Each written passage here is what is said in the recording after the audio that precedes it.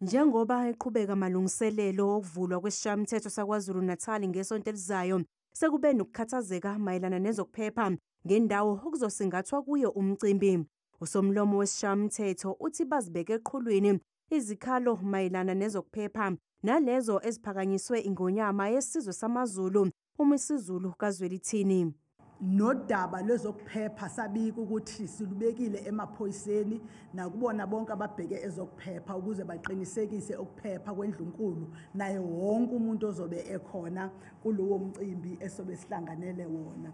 Usomlomo wachithile amahlebezi amayelana nokwenyuswa kwesabelo mali salomcimbi. Sitheke ngesikhathi sihlela sathola ukuthi kukhona okunye okuphinde kube iqiniso elihlanenezeliwe elikhona ezinkundleni zokuxhumana nangendlela yemali ezochitheka uma kwenziwa lezi zinto.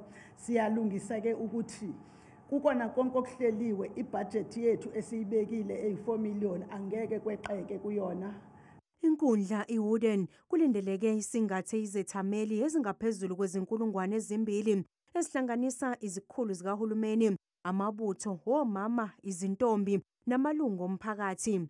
Uhlelo lwezinsuku ezimbili luzoqala ngokuthi isilo sivule ngokusemthethweni isishayamthetho ngoLwesine. Kulandele inkulumo kaNdunankulu uThamsanqa Ntuli azobe eyethulela abantu besifundazwe ngoLwesihlanu. Kanti inkulumo mpikiswano emayelana nenkulumo yesifundazwe izolandela mhla zi-4 kuMbasa.